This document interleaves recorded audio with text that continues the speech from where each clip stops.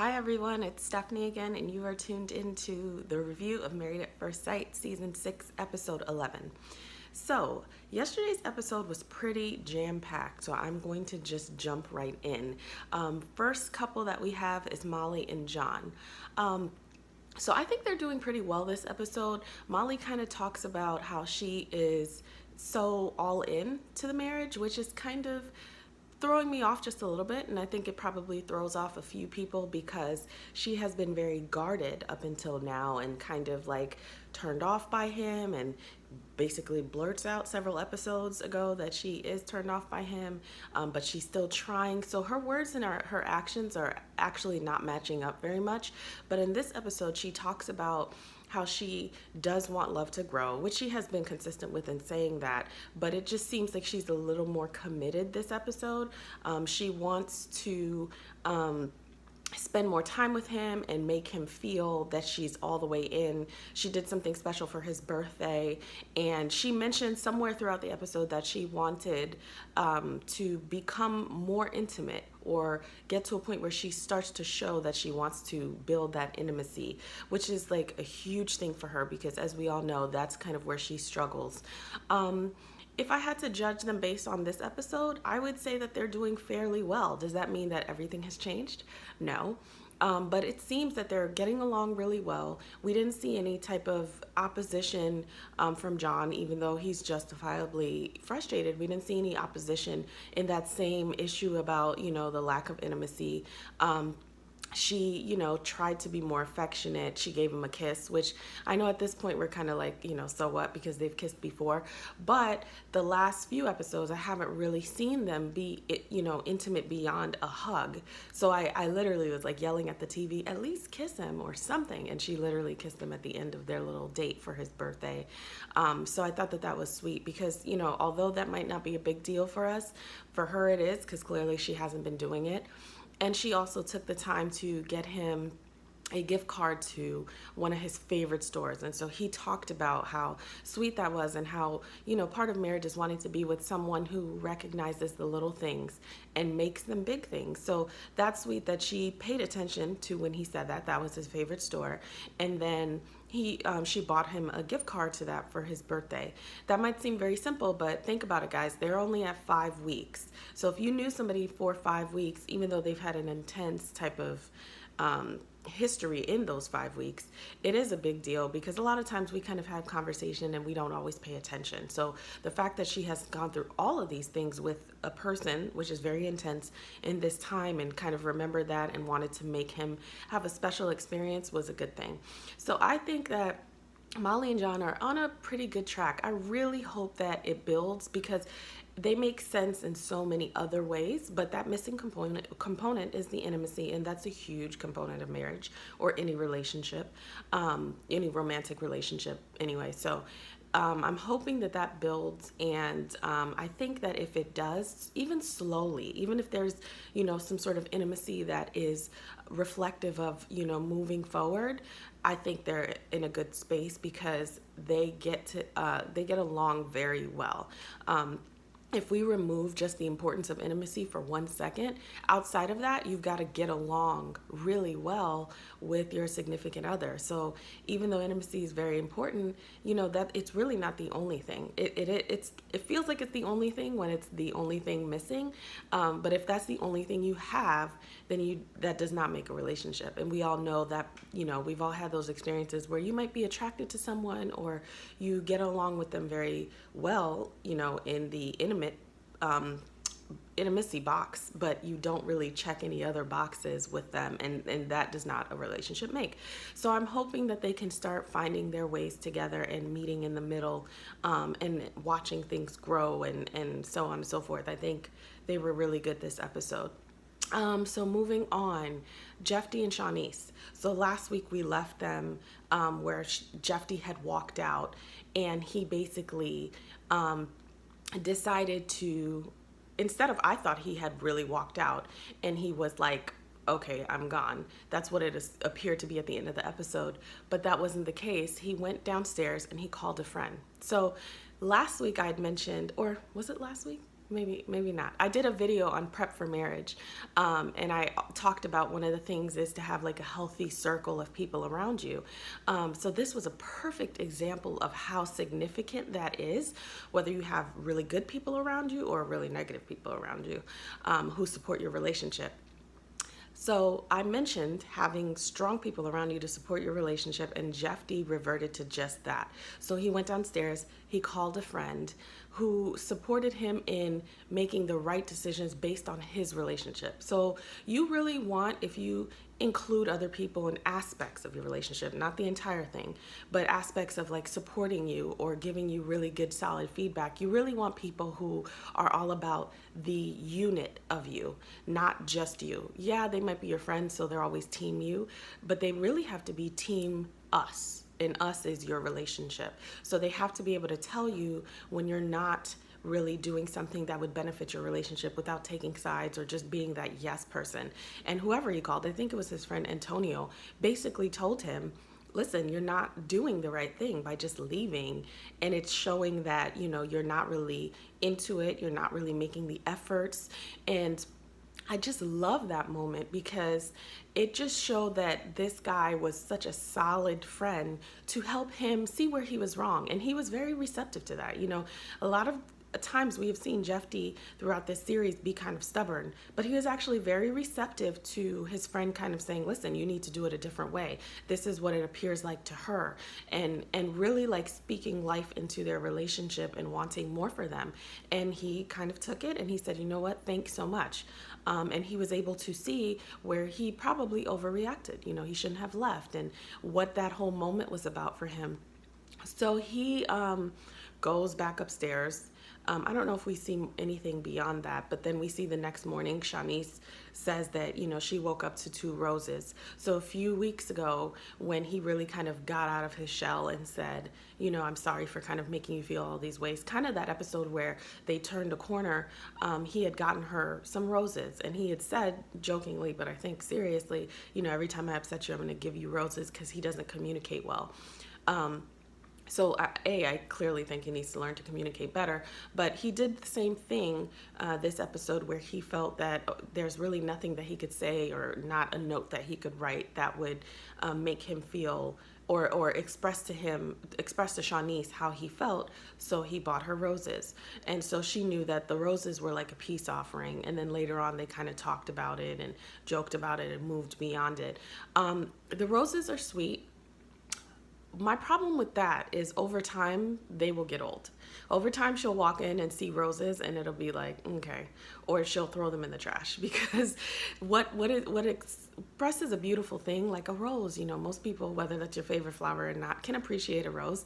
But then there starts to be like a conditioning with what the rose represents. And so the rose represents like conflict and, oh, here we go again. That's sweet the first couple of times, but he's really going to have to learn to have that conversation, especially about something so big, because earlier in the episode, she talks about how, you know, or maybe it was when she was talking to him or in the confessional, I can't remember, but she basically says what I said last week, that it'll get old. And the big issue with just walking out is that you now condition your significant other to know that when trouble comes, they will leave. So what? Now I don't trust you. Now I'm not comfortable. Now I'm walking on eggshells because I don't know what's going to trigger you and I don't know if you're here to stay. And the whole union of marriage is that you're here to stay within reasons, obviously, but you're not running off every time something gets uncomfortable.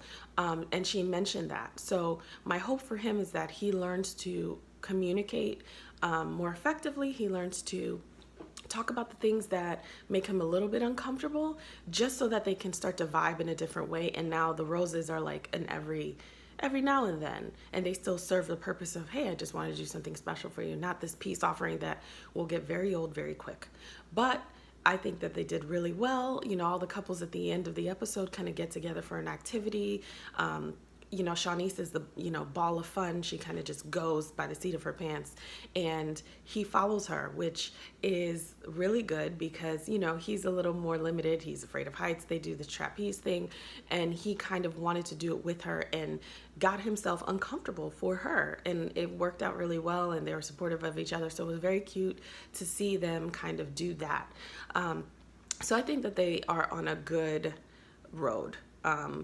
We'll see as the episodes come, but I think that they're doing pretty well and kind of moving along. They talk about, because part of the episode is discussing future plans. They talk about their future plans. Jephte talks about how he kind of doesn't want to be rushed in the process, because in his mind, this is long term. So even though they're on an 8-week time frame, it's long term to him, to where he doesn't want to rush it, because he really can see a future with her. He says that. They talk about their kids. She talks about traveling, and it just seems fun. They joke with each other. Beyond the first part of this experiment, they have a pretty good rapport. Jephthe's actually quite funny when he's just being like very chill and himself. He's actually very likable, and they just have a good time together. So it was good to kind of see them, enjoy each other and just do day-to-day regular stuff. Okay, so that's Jephte and Shawniece. Last couple, Jackie and Ryan. So I'm concerned about this couple. I don't even have the words. I'm like struggling to have the words, because like Ryan is infuriating me at this point. He's infuriating me. He's infuriating my husband. I mean, I can't even say what he was yelling at the TV throughout the episode. Ryan is being exactly who I've been saying that he has been being the last few episodes. He's definitely a man of talk. He's like a smooth talker. He will sell you a car with no engine in it, and you will, Flintstone off the lot with it, because he just says the right things and the actions don't match up at all. He is, I don't want to rip him to shreds, but I feel like I'm about to right now. He's like very much a talker. He's very much a selfish person. He seems to be very stuck in his ways. Once again, and I'll go on, but once again, we're having this conversation regarding Ryan and him wanting to do what he wants to do. And I said that I feel like he wanted to be married just for the sake of the convenience of it. He wants somebody home. He wants somebody to do stuff with, probably his stuff. He wants somebody to have sex with. He wants somebody to have someone he can call his wife, but not really is interested in what the marriage represents, which is change. Okay, so marriage is change. It doesn't mean that you are not yourself, but an element of you has to change. And if you aren't ready to do that, then you shouldn't be married, because it's not about you anymore. It's about us. And it being about us means that there has to be some flexibility on each end. Once again, we're having this conversation. So let me take it back. The guys start with a guy's night with Pastor Cal. Just like last episode, the girls did, girls' night with Dr. Jessica. They did guys' night with Pastor Cal. I mean, if I could have snuck in on that guys' night, I would have had a ball, because there was just, Pastor Cal was dropping gems. They were talking about, Jephthe's situation, and this is a perfect example of like how you need to have the right resource in your life and in your relationship, because Jephte was saying something about, I'm not comfortable with doing that. I don't remember specifically what it was, but he said, I'm not comfortable. And Ryan chimes in and says, well, yeah, dude, well, if you're not comfortable, then, don't do it. That's not good advice. And Pastor Cal jumps in and says, well, marriage isn't always about being comfortable. If you think that being married, you're always going to be comfortable, then you got another thing coming. It's not about you being comfortable. Sometimes you have to be uncomfortable, because sometimes your spouse will want you to do things that make you uncomfortable. It's outside of your norm or outside of what you want to do. So excuse me, y'all. I'm so glad that Pastor Cal said that, because it's so reflective of just like, real like old school wisdom, somebody who's mature, who's been there, who understands that it's not all about you, and that's okay. And it was great for them to hear that from another man as well. So that was the perfect example of someone who's immature or who isn't really ready or doesn't really have experience. Ryan saying, yeah, if you're not comfortable, don't do that. And somebody who's like, whoa, been there, done that. It's not about you. You have to go beyond that. You have to move beyond that. So that was a good part of guys' night. We didn't hear too much from John. John was kind of like joking. Pretty much what dominated guys' night was Ryan. Ryan and his incessant talking and his like not listening, basically. He was talking over every time Pastor Cal kind of jumped in or the guys kind of jumped in. he was kind of talking over, because he listens to respond. He doesn't listen to actively listen. He was talking about his frustrations with Jackie saying that she has a gypsy soul, and he took it from 0 to 100. I mean, he hadn't even had a conversation about her before guys' night about this whole thing. He basically heard gypsy soul, and he said that, okay, one day she wants to just get up and go and leave me with with our kids and a mortgage. Jackie says that she has a gypsy soul because she loves to travel. In my mind, when I heard that, I was like, oh, gypsy soul, they love to travel. Ideally, you'd like to travel with your spouse and eventually your family. Gypsy soul doesn't mean that you just get up and one day pack your bags and you just leave. But that's the only way that he saw it, because he's only willing to see it in his own mind. And he is a Boston guy to heart, so this is where he's been, this is where he wants to be, and he doesn't really care about anything else. And then he says that he will never leave, and he also says that he would make different choices for somebody that he was in love with, but him and Jackie just like each other, and so he's not really sure. What really infuriates me about this is he's making excuses as to why he wants to remain the same. So there's a quote, and I'm probably going to botch it up right now, but it's like something along the lines of like the pain of remaining the same is like harder than the pain to change, something along those lines, which essentially means like it's painful whether you remain the same or it's painful to change, but the change that happens, the chrysalis to the butterfly that happens, is so much more worth it than just remaining the same and just being in the same place. And if you are getting married, there's a lot of unknown on the other side of that. There's a lot of things that will come up, and there has to be compromise. There has to be the idea that, hey, I might have to do some things that make me uncomfortable. I might have to make some changes. I might have to be flexible. That's not Ryan's thought. Ryan literally, if this was like a game, Ryan has this whole setup, this whole home that he's built, this life that he's built, and he wants to pluck somebody and just put it in it, and they do what he wants them to do, and he wants them to be comfortable in what he likes. So Pastor Cal is talking about how, hey, don't, and I love that he said this, don't argue about something that's happening 5 years from now, right now, because so many things can happen in 5 years, and he says, well, Ryan says she wants to travel and wants to live in another place for a while, and Pastor Cal's like, well, there could be compromise, so if you're somebody who likes to stay still and your spouse likes to travel, then maybe take an extended vacation, stay in another country for a month, extend that vacation for a couple of weeks, which sounds so normal, which sounds like, listen, this is exactly what compromise is. He can't even hear him because he's just talking over him and saying, well, this is who I am, and this is not going to work for me if it's like this, and this is who I've been. And Pastor Cal's like, well, how has that been working for you? Obviously, you don't even know how to maintain a relationship. Hence, you have come to people to help you kind of navigate through a quality person for you, and you can't even do it because you're so stuck in your ways. And Pastor Cal brought up a great example of how that's self-sabotage. So as they're getting closer to making the decision, he's kind of creating ways, and a lot of us do that. So I want you to kind of think about ways in which you have self-sabotage, or ways that you're self-sabotaging now, that you can kind of put a lid on, because a lot of us will do that when things are going really well, not just in relationships, but in relationships too. You start looking for stuff to kind of throw a wrench into what seems to be kind of like a good thing, so that you can justify your feelings of it's not going to work out, or this isn't going to work for me, or something's wrong with it. Because sometimes we're used to such dysfunction that it feels uncomfortable to be in a functional relationship or in a functional situation. So Pastor Cal threw out the idea of him self-sabotaging, which I thought was brilliant, because that's exactly what he's doing, on top of being a very selfish person who's really not committed to what he said he's committed to. If you hear him, he sounds like he's like so committed, like he's going to be the greatest husband, but he won't, because he wants to do what he wants to do.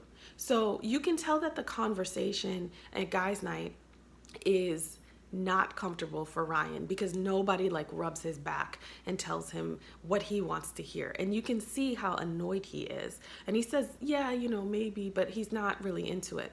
So we transition back to him going home, but now Jackie's in the confessional talking about how he was really upset when he got home and he had been drinking and he decided to just leave. And she was sick. So he leaves and he comes back whenever. This is now the third episode in a row where we have been talking about how Ryan comes and goes as he pleases. And so they have a conversation the next night because Jackie's over it. And she says that. And I knew she would be because I said that too. This will get old very quick.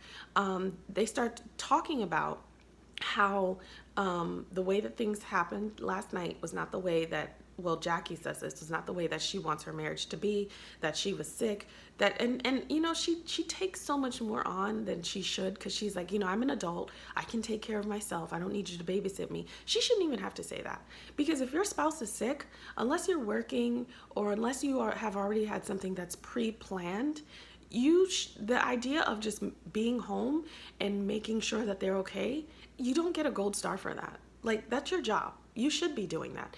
On top of having come from guys' night. So you come from guys' night, you're pissed there because they don't tell you what you want. And so you get blasted, and then you disrespect your wife again, and you go out with your homeboys who probably are going to justify the way that you're feeling. And he literally says to her, I needed to just get some things off my chest and I didn't want to talk to you about them. So I went to talk to my friends. Completely. I mean, it goes over his head how obnoxious it is, how selfish it is, how self-serving. And he says in the confessional, well, you know, she told me I couldn't go out and I'm not going to deal with that. So I just left. Your spouse can tell you what to do. To a certain extent. I mean, you're not in the militia, but you have to have enough respect and honor for your spouse where you honor what they want and what they don't want, and vice versa. It's not about control as it is about respect. If your wife didn't want you to go out again, then you don't go out, especially when you just went out, and vice versa. If she was the type of woman who was just about town and he had a problem with that, it would be disrespectful of her to dismiss his feelings about that. And I mean, the statement is so absurd to me because what it sounds like is a single man. And so he's telling her, cut me some slack. And she says, because I screamed this at the same time, how much more slack do you need? Like, she pretty much says, you know, do you want more slack? Like, I can't really give you any more slack. It's either more slack or you know, want to be single, because she's really not asking for anything that she shouldn't be getting. And he can't see that. He even interjects and tells her, you know, you're arguing with me to argue. First of all, she's not arguing with you. She's expressing how she feels. She's expressing feeling disrespected. She's expressing what she wants. But it wasn't like some blowout argument. That's not even who she is from what we have seen. But he's interjecting. He's telling her what she's feeling instead of listening to her. And he's completely closed off. And he's completely dismissive of the whole picture. It's what he wants, what he wants, what he wants. I don't see this working out long term. And I really don't like to say that because I'm a hopeful person and I like to see where it could work. But I see her giving and giving, and I see him saying things but not really following up with things. And, you know, they kind of go back and forth with the conversation. She's really trying to be proactive. Well, if this happens again, because it will, is what she says, because I can see who you are now, how do we fix this? And he says something along the lines of, you either kind of deal with it or you call me and like see what's up. Another moment where I was like, what? Like, who are you talking to? It doesn't sound like you're talking to your wife. It sounds like you're talking to one of your friends. And eventually they clean it up. You know, once you hear the soft music start playing, the upbeat music, it goes from dun dun dun to like la la la la la. You know, the upbeat music, it makes it seem like they fixed it, because then he goes into his same crappy rhetoric about, yeah, we'll work it out and we'll fix it, and it's just about figuring each other out. And I'm so tired of that, y'all. I am so tired of it. I wish they would like just insert me in real quick so I could just smack him on the back of the head. Like, you just don't fix it. You don't fix it. It doesn't just work out. What's going to happen is you're going to continue to be your selfish, self-serving self because you just don't want to be married and you're not really willing to be flexible or compromise or do anything like that. If you guys even notice, he's sitting on the couch, okay? And his body language is so telling. She's like sitting on the floor. You know, after the soft music starts playing and it seems like everything's all good, but it's not, you know, she gets up and walks to him. Okay. She gets up and she kind of like sits, you know, and pay attention because body language sometimes tells way more than actual words. But he's sitting on the couch and his arms are like this and his arms are kind of open.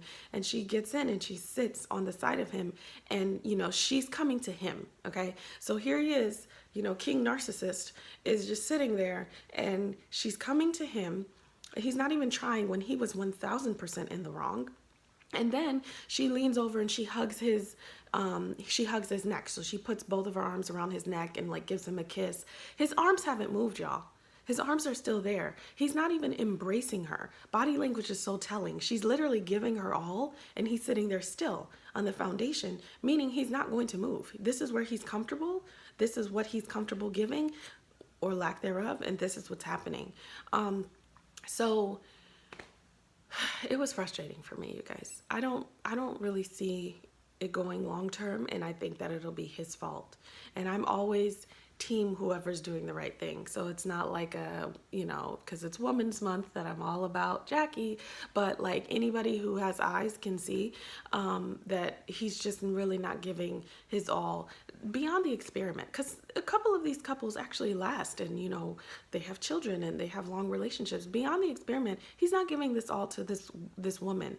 And he expects so much of her, but when it's expected of him, now he's conveniently not in love. You know, now it's just someone he knows and he likes her, but he's not in love. He even says earlier on in the episode, if he was in love, then he would make those changes. No, you wouldn't, because you are who you are wherever you are. So that's just an excuse. That's a way to keep things at bay, you know, because it's almost like I'll start my diet tomorrow because tomorrow's not today. And so that's so far away that I don't really have to think about it. I really don't have to do anything because I said tomorrow. Okay, so that's him right now. Well, Jackie, we're not in love. Okay, that doesn't even count as a plausible excuse as to why you're just being who you are, which is not great for marriage. So I don't know. I don't really have hope for them. This episode really irritated me. I want better for Jackie. I think that she'll keep trying because she just seems like that type of girl. It will get old for her because I feel like it already has. And we'll see how it works out. But you can't be married to somebody who doesn't want to be married. And even though he's saying the right things, actions speak louder than words. So that's all that I have. I hope you enjoyed it. I hope you enjoyed my rant this week. I've been under the weather, so I think that gave me more ammo to just go in on him. But let me know if you liked it. As always, subscribe and comment and let me know what you thought. I love talking to all of you guys, and I will speak to you next week. Everybody have a wonderful week.